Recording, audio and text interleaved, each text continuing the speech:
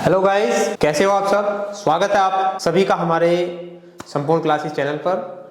आज मैं आपको नंबर ऑफ मोल कैसे फाइंड करते हैं, मोलर वॉल्यूम कैसे फाइंड करते हैं, ये सारे फॉर्मूले आपको एक ही तरीके से एक फॉर्मूले में आपको इसको मैं फ्रेम करके दिखाऊंगा और आपके याद रहेंगे और आई होप आप सारे मोल कॉन्सेप्ट के क्वेश्चन कर सकते हैं इसकी हेल्प से। ठीक है, तो देखिए क्या होता है यहाँ पर। सबसे पहले नंबर ऑफ मोल हम फाइंड करने के लिए सबसे पहला फॉर्मूला है हमारे पास number of moles n equal to wait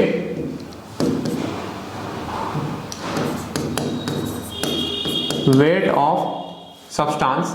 जो भी सब्सटेंस है जिसके हमें मोल फाइंड करने हैं उसका वेट आपको क्वेश्चन में देगा वो, ठीक है, या क्वेश्चन में पूछ सकता है। तो ये वेट हो गया W और ये ग्राम में आएगा, ठीक है, इन ग्राम। दूसरा है यहाँ पर, इसके लिए हम रखेंगे फिर यहाँ पर मोलर मास, मतलब 1 मोल सब्सटेंस का मास कितना होगा, मोलर मास, ठीक है, मोलर मास ऑफ सब्सटेंस। और ये मोलर मास भी इसकी यूनिट होती है ग्राम में, यानी कि इसको लिखते हैं m, ठीक है। तो फॉर्मूला हमारे पास आ जाएगा n equal to W upon m, ठीक है। तो ये फॉर्मूला मैंने आपको पिछली वीडियो में बताया था, ठीक है। सेकंड फॉर्मूला है हमारे पास में नंबर ऑफ मोल अगर मैं फाइंड करने हैं, नंबर ऑफ मोल्स, ठीक है, n। अगर कोई सैंपल दिया है और उस सैंपल में एंटिटीज का नंबर दिया गया है, उसमें मोल हमें फाइंड करने हैं, तो उसके लिए हम यहाँ लिखेंगे number of species, number of species यानी कि n, और अपॉन में यहां रखेंगे एवोगैड्रोस नंबर, एवोगैड्रोस नंबर, ठीक है, यानी कि Na। तो ये एवोगैड्रोस नंबर। तो फॉर्मूला हमारे पास बन जाएगा n equal to n upon Na, ठीक है। ये सेकंड फॉर्मूला हो गया। और थर्ड फॉर्मूला होता है मोलर वॉल्यूम के लिए।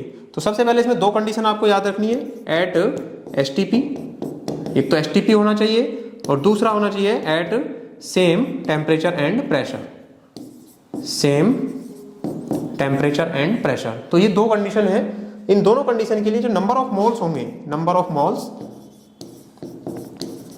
ठीक है, n इक्वल टू ये आएगा आपके लिए, आपको कोई भी वॉल्यूम देगा वो, तो वॉल्यूम लीटर में होगा, वॉल्यूम इन लीटर, ठीक है, और कहां पर होगा, एसटीपी पर होगा, गैस का volume of gas in litre, ठीक है।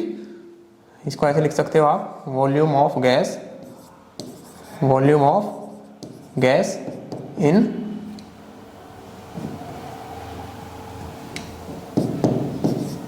लीटर एट एसटीपी, ठीक है। और अपॉन में हम लिख सकते हैं, अपॉन में लिख सकते हैं यहां पर 22.4 लीटर।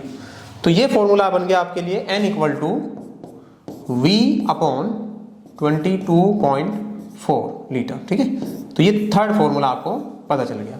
अब इनके लिए अगर मैं एक ही फॉर्मूला ड्राइव करना चाहूं तो इसके लिए मैं लिख सकता हूं n, number of moles n equal to W upon m, given mass ये ग्राम में होगा और ये भी ग्राम में होगा मोलर मास, ठीक है। और नंबर ऑफ मोल अभी हमने पढ़ा था, number of species n upon Na, Avogadro's number, ठीक है, इज इक्वल टू यहां पर लिखेंगे volume of gas in litre, ठीक है, एट एसटीपी। ये ध्यान रखना आपको, एसटीपी पर होना चाहिए, एसटीपी जरूरी कंडीशन है। और यहां पर आएगा 22.4 लीटर, ठीक है। लीटर से लीटर कैंसिल आउट हो जाएगा तो नंबर ऑफ मोल हमें पता चल जाएंगे। तो ये एक ही फॉर्मूला है आपको जो कि याद रखना है। अब इसकी हेल्प से आप क्वेश्चन कर सकते हैं, ठीक है। तो मैं आपको एक क्वेश्चन करा के दिखाता हूं यहां पर किस तरह से इस फॉर्मूले का यूज करेंगे हम, ठीक है। तो देखते हैं क्वेश्चन नंबर फर्स्ट, ठीक है। पहला एग्जांपल ले रहा हूं मैं यहां पर, और इसके कुछ क्वेश्चन मैं आपको 5 स्टार क्वेश्चन सीरीज में भी कराऊंगा, तो आप वहां जाकर 5 स्टार क्वेश्चन सीरीज में इस तरह के क्वेश्चन आप देखने को आपको मिलेंगे, जो क्वेश्चन नीट में और IIT JEE में आ चुके हैं, ठीक है, या आने की संभावना है। कुछ क्वेश्चन हमने खुद से फ्रेम किए हैं उसमें, तो मैं आपको उनको सिखाऊंगा, तो आप यहां से इनको, इस कॉन्सेप्ट को आप सीख सकते हैं। देखिए जैसे कि हमारे पास है क्वेश्चन है, find the number of atoms, number of atoms in 32 gram of methane gas, ठीक है, मीथेन CH4 गैस, ठीक है। और इसमें बोला है also find the volume of methane यानी कि CH4 का वॉल्यूम भी हमें बताना है एट STP, ठीक है। अब देखें यहाँ पर ये क्वेश्चन है। अब ये क्वेश्चन आपको देखने से लग रहा होगा कि इसमें बहुत सारा काम करना पड़ेगा, नहीं, आप इस फॉर्मूले का सीधा यूज करें। सबसे पहले आप देखिए वेट दिया है तो W/m n निकाल लेंगे यहाँ से। सबसे पहले हमें पूछा क्या है, नंबर ऑफ मोल्स तो इसने पूछे नहीं, नंबर ऑफ एटम पूछे हैं, तो पहले आप W/m n/n यहां से इसको लिखेंगे। तो सबसे पहले देखिए आप n इक्वल टू, ये आ जाएगा इन दोनों फॉर्मूले की हेल्प से, n इक्वल टू W/m और इनटू आ जाएगा Na, ठीक है।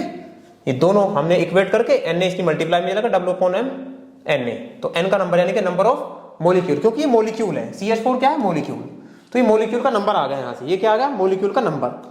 अब ये मोलिक्यूल का नंबर आया, एक मोलिक्यूल, ये मोलिक्यूल का नंबर है। अब हमें पता है CH4 के एक मोलिक्यूल में कितने एटम्स हैं, एक तो कार्बन का एटम है और 4 किसके, हाइड्रोजन के एटम, तो 5 एटम है। तो इसकी मल्टीप्लाई कर दो 5 से, तो सीधा नंबर ऑफ एटम हमारे पास आ जाएगा आंसर में, ठीक है।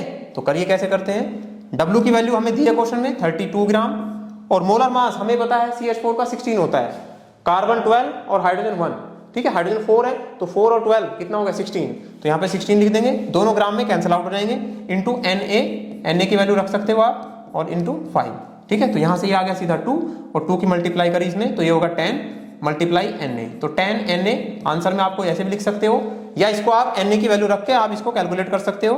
तो Na की वैल्यू होती है 6.022 10 टू द पावर 23, अब 10 है तो 24 हो जाएगी पावर, ठीक है। तो ये जाएगा 6.022 इंटू 10 टू द पावर 24 इतने एटम्स, ठीक है।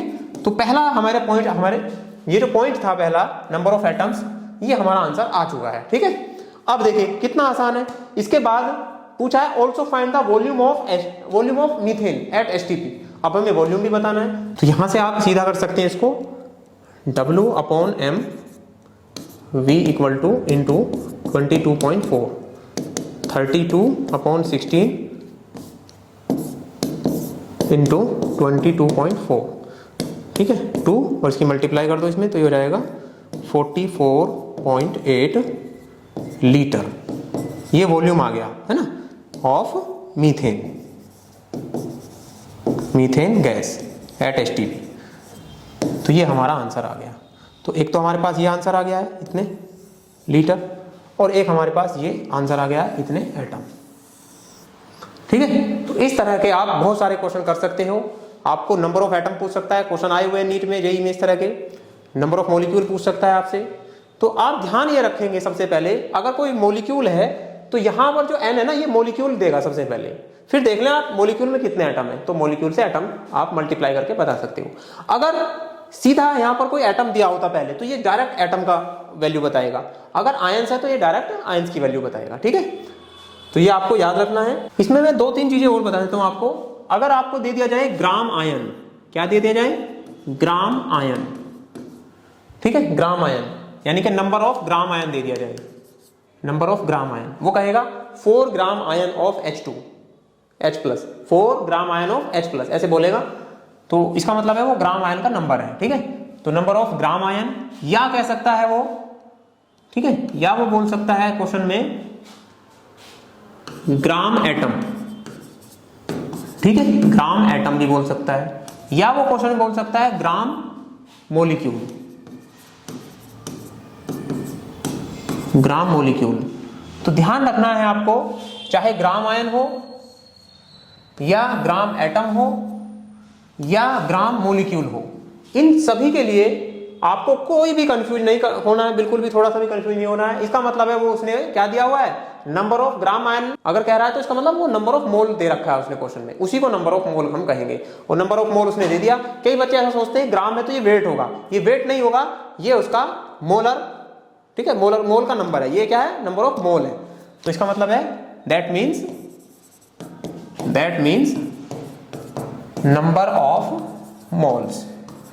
तो ध्यान रखना आपको, नंबर ऑफ मोल्स का मतलब है n equal to gram ion, ऐसे देखा क्वेश्चन में वो आपको, ग्राम आयन, ठीक है, या ग्राम एटम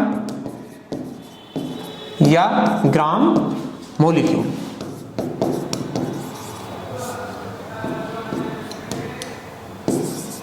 ग्राम मोलिक्यूल, ठीक है, इसी को बोला जाता है नंबर ऑफ मोल्स। क्या बोला जाता है इसको, नंबर ऑफ मोल्स।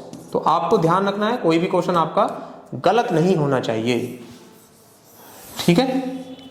तो ये आपको बहुत ही इंपॉर्टेंट है, ये इसको आपको याद रखना है। तो आई होप इस तरह के क्वेश्चन आप कर पाएंगे और आपको अब कोई कंफ्यूजन नहीं होगा। तो मैं उम्मीद करता हूं आप सारे क्वेश्चन करें और प्रैक्टिस करें। मिलते हैं अगले वीडियो में, और उस वीडियो में हम आपको क्वेश्चन सिखाएंगे जिसका नाम है 5 स्टार क्वेश्चन सीरीज। तो बने रहिए हमारे साथ। और आप जेईई मेन 2024 अप्रैल में जो एग्जाम होने वाला है और नीट 2024 जो कि 5 मई को एग्जाम होने वाला है, आप उसके क्वेश्चन आप करके देख सकते हो और जो डाउट हो आप हमें कमेंट बॉक्स में बता सकते हैं।